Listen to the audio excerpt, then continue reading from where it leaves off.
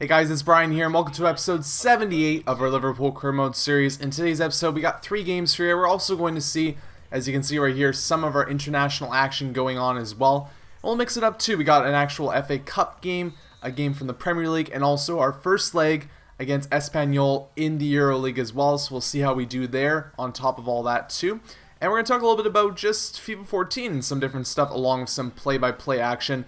And one of the things I want to start off with is I want to talk a little bit about the soundtracks that have been in the FIFA games in the past. I'm going on 3 or 4 years or so of me playing FIFA and really noticing the soundtracks and, getting involved with that before I played the games, and I never really, focused on that too much. But since then, I've really gotten, involved and really interested in what the soundtrack for each year is going to be. Initially, it was kind of just along the lines of, hey, this is a cool soundtrack. I like this quite a bit. But now it's gotten to the point that every year they announce soundtracks. I get really excited for seeing what songs that they're going to have and what bands they're going to have in the game. And I consider myself, a semi-music buff. I really enjoy music. It's one of those things that I do in my spare time, listening to a bunch of different stuff and trying to find new music all the time too. So listening to the FIFA soundtrack in the past has really been a good way to figure out some new songs that I never knew about. And now it's gotten to the point where, if there is something like that, that's awesome. And also kind of getting my favorite bands or getting people I'm really interested in going into future games. So the question I want to ask you guys for today's episode is, what is your favorite song from a previous soundtrack? And what is the one so far that you've seen from FIFA 14? Because they've announced 10 early in July. Which is the one that you like so far the most? And let's do two. We're going to look at the game here. This is a really good game I actually had against Everton. I've talked about this in the past as well. We've had really solid games against them. We never really seemed to fail when we've played against Everton. And in this game, the first half, it's a bit of back and forth action. Everton did have the better chances overall, but we're sticking in there. It's 0-0 at the half. And you can see there, it had a little bit more of the possession to boot as well. But in this game, we're going to come alive in the second half here. And you're going to see it come into action too, as we're going to get a chance off the corner. They're not going to happen. Then there's an opportunity here where I kind of committed a little bit too much there, but it just goes wide. And here's the first goal of the half for us, as Suarez puts a nice one there away in the 60th minute, does a little dance, and I guess it's the lead here in this Premier League game. And I don't know what it is, but whenever we've played them, I really feel confident when our games are against Everton. And only 2 minutes later, Walcott there gets the goal. I think that's his first one as a red, and nice to see him there making an impact and definitely doing a good job on the wing there. Coutinho has been able to move into more of a central role in the attacking mid position, and there he had a chance that just flew over the bar there. But continuing on here, got those 2 quick goals, and then Kwadwo is able to just work his way all the way up here.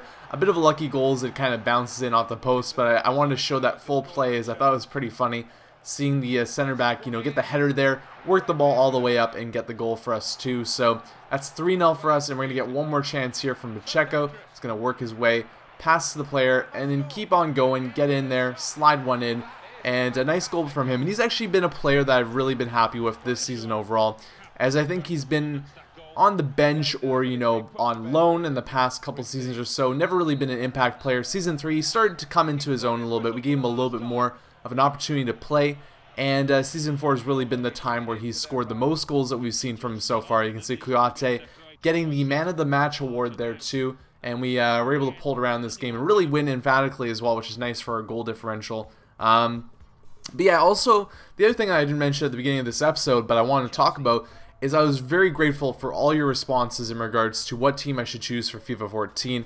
I've already talked about this, a bit, and it's going to be something that I'm going to do outside of these videos. Obviously it's our Liverpool series, it's about FIFA, but I'm going to be doing a side, not necessarily series, but I'm going to, highlight, let's say, 8 teams that are the teams that I'm going to take from your suggestions, and you can still keep doing those in the comment section.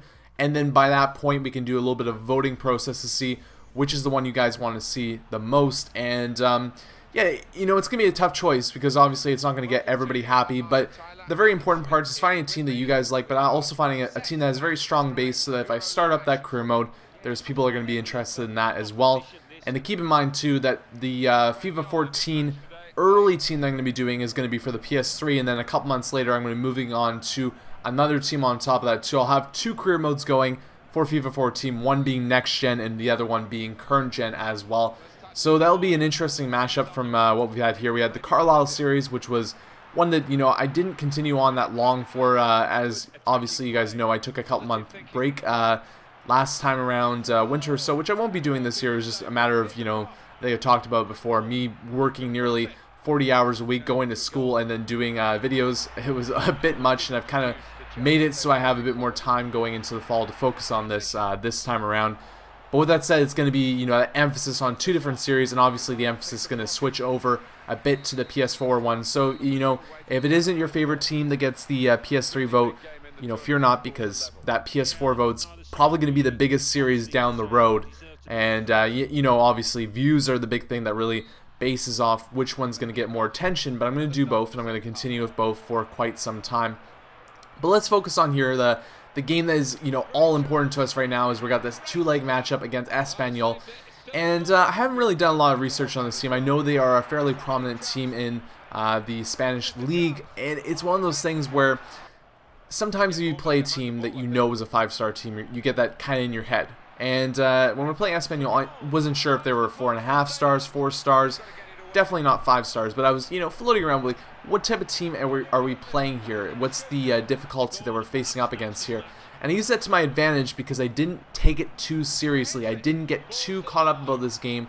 We did have a good game overall. We had some chances. I really actually felt like we were the team pushing, but in the end, for the first leg at least, we weren't able to get any goals, neither were they, so it'll be a 0-0 draw. The only negative there is that we were away. It could have been nice to get that away goal, but we're not going to get that one there. Luckily, though, as you saw, we were able to keep that 0-0, so we can go back to Anfield and hopefully seal the deal in this game here. But yeah, so with that said, that's an interesting game that we're going to have coming up. We've had a lot of really intense games here, too. I know Everton, kind of a Premier League matchup that we can say, yes, that's a big game, but not a huge game for us. That Merseyside derby is always important, though. And then, moving on from that, we play the first leg of a EuroLeague tie, and then go on to our FA Cup tie here against Manchester City. So a lot of tough games for us here.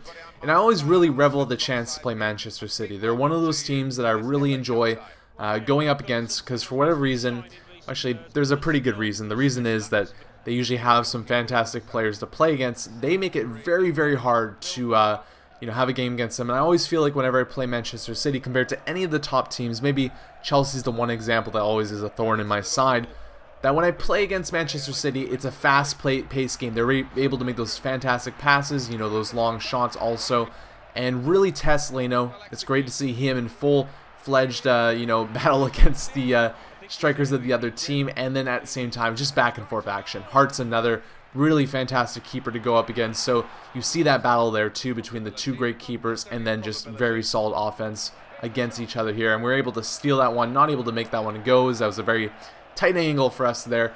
The first half, again, kind of that back and forth action. There was one that I felt like we should have put away, but luckily Asamoah really got on his horse there to get to that rebound, and we get the early lead in this game. Not a safe lead, though. As I said, Manchester City are very tough to hold a lead against, as well as they get so many chances, but we get that early lead, which is, pretty important, especially on the road, if we're gonna, make something out of this FA Cup matchup here against Manchester City. Here's another chance as Sterling walks in from the corner. Probably could have done a little bit more of that too, but I was happy enough to make my way halfway in there. Wanted to take that opportunity, wanted to take that chance, and we're able to do so. So in the first half, got some good opportunities. You know what? Manchester City doing the same thing too, getting in there, getting their chances, and the sides were 1-0 for us. We had a little bit more of the possession there along with the shots. So doing a very solid first half for us there. But like I said, that they're going to come on strong in the second half here. And you can see it right away. A great opportunity for Falcao. He's going to take the shot full, just stretch from Leno there as he's able to make the big save. But unfortunately, Falcao just comes flying in there like a falcon, if you will. And he scores the goal for Manchester City.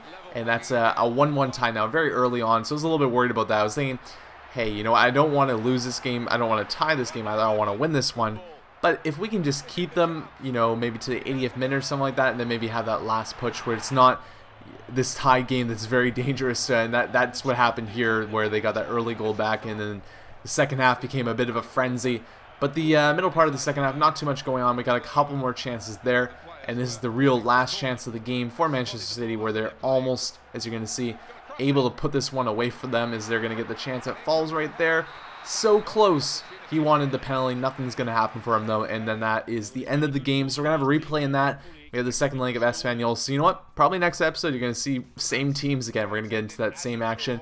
Keep on commenting who you want to see as a team that we're going to choose for FIFA 14. And also, like I said, let me know what your favorite songs are from past games and the one that you're most excited for going into FIFA 14. Thank you all for watching. Standings coming up in a second, and I'll see you in episode 79. Huddersfield 10. And let's take a look at what those results mean to the league table. At the top of the table remain Manchester City with 57 points. In second, Chelsea with 52 points. In third, Liverpool with 52 points, but only behind on goal difference. In fourth, Manchester United with 51 points. In fifth, Arsenal with 47 points. In sixth, Newcastle United with 44 points. In seventh, Sunderland with 39 points. In eighth, Stoke City with 38 points. Bottom of the table, Leicester City with 8 points. And then reading up the table, second bottom, Blackburn Rovers with 13 points. Third bottom, Wigan Athletic with 18 points. Fourth bottom, Queen's Park Rangers with 19 points. Fifth bottom, Norwich City with 22 points.